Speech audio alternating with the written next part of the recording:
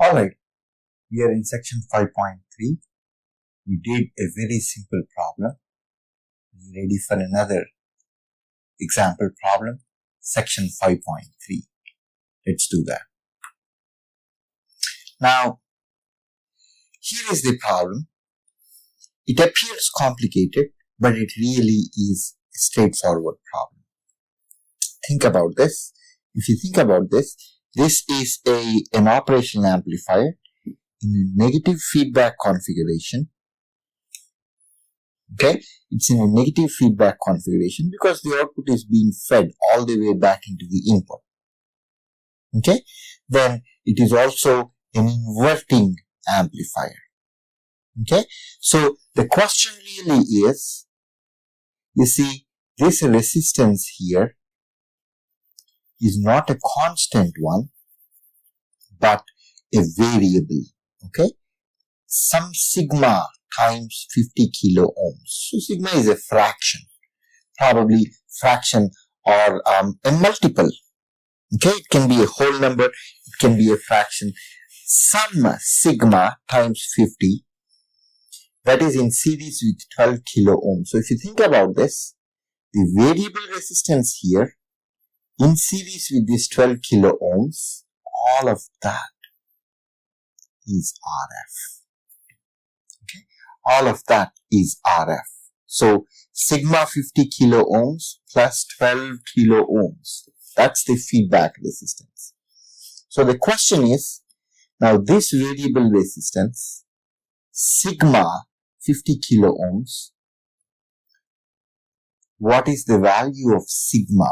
What is the range for sigma? Sigma max and sigma min, such that the op-amp does not saturate. Okay, so let's do this problem. It's going to become very, very clear, very simple problem once we start doing the steps. Okay, so whenever we don't know what to do, the first thing we do is to write KCL or follow the steps, step 1, step 2, KCL. So if you want to look at the steps, step number 1, okay, step number 1 is the fact that we want to confirm negative feedback configuration. Okay, and like I mentioned, it is indeed in a negative feedback configuration. Therefore, I can assume, for now, assume linear region of operation.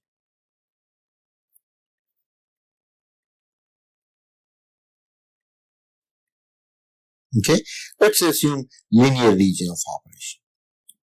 Now, in addition to this, that's step 1. What's step 2? Step 2, if you remember, is writing KCL. Okay, write KCL.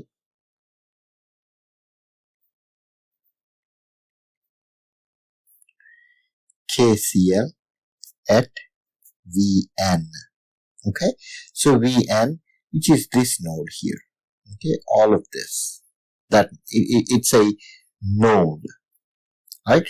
So there are 3 branch currents. There is one current going to the left, one current going down. There are actually 4. Another current, little in, going in that direction. And of course, there is this current flowing here. Right? So let's carefully write the expressions here. This is Vn. Okay?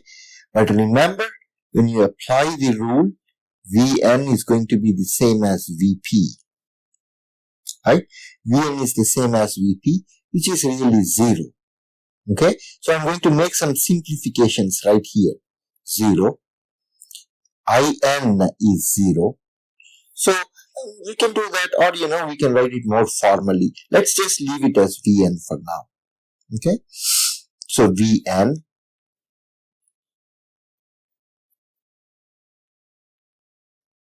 minus 250 milli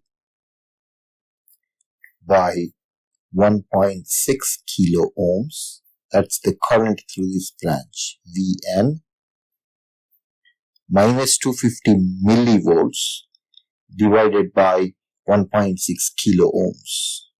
Okay. Now, then there is the other branch, which is this right here. Okay. Vn minus 0 volts divided by 6.4 kilo ohms. Okay. Vn minus 0 volts, divided by 6.4 kilo ohms. Plus, let's look at the third branch. In equals to 0. I'm going to leave it there. Plus, what's the current in this branch? Okay. The current in this branch is Vn minus Vo divided by this resistance. Okay. So let's see. Vn, I'm going to write it here. Vn is on the left side of the branch minus Vo divided by the total resistance is sigma 50 kilo ohms plus 12 kilo ohms. Okay, I'm going to make room. Kilo ohms. Why is that the case? Because sigma 50 kilo ohms is in series with 12 kilo ohms. So pretty simple. I have a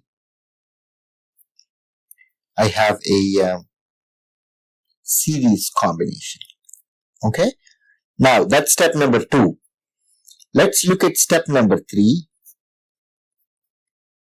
Is to apply the different rules. Vp equals to Vn is the first rule. In equals to Ip equals to 0 is the second rule. Okay. In this case, think about it.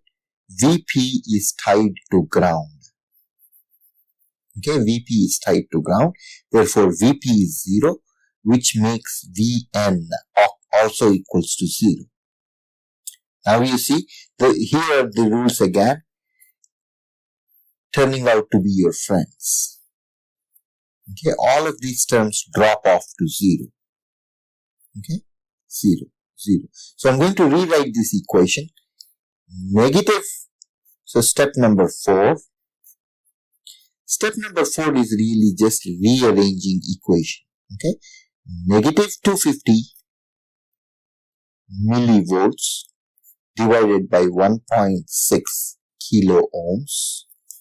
Now all of this term is going to drop off because 0 minus 0 in the numerator is 0. This term is going to drop off.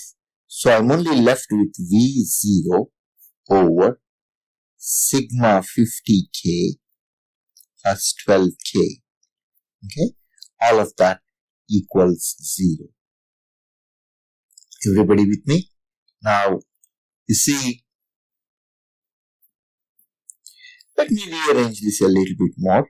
Negative 250 millivolts by 1.6 kilo ohms is equals V0 by sigma 50k plus 12k. Okay.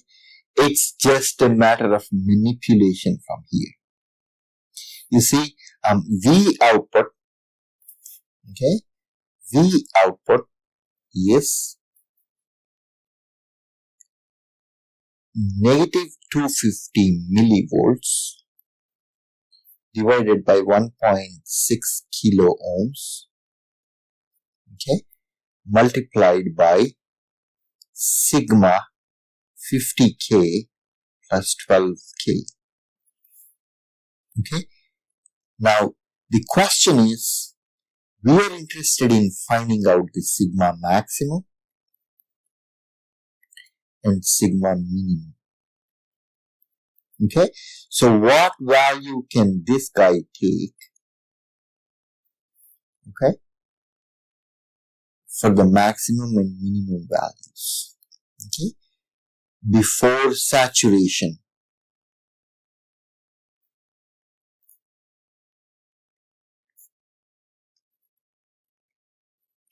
I'm going to say for the op-amp to say in non-saturation or linear region. Okay, so really that is set by the V output maximum V output minimum, right? V output maximum and V output minimum really set those values. Okay, what is the V output maximum? V output maximum is the positive VCC. V output minimum is negative VCC. Okay, V output maximum is plus VCC, which is given to be plus 5 volts. This guy is negative VCC, which is given to be negative 5 volts. It's given in the problem, right? So it's just a matter of equating all of this, okay? All of this negative 250 milli divided by 1.6 kilo times sigma 50K plus 12K is 5 volts. Okay, that's what is the V output maximum. And then you would equate the exact same thing to negative 5 volts as well. Okay, you see what's going on? So the idea is that in order to find the maximum and minimum for sigma, we have to go off of the V output maximum and V output minimum. Because what is saturation after all? Saturation is the point where the V output reaches plus 5 volts and V output falls below negative 5 volts because there are plus and negative VCC. Okay, so you can find a value when you rearrange this equation. You see that sigma will come out to be negative 8.8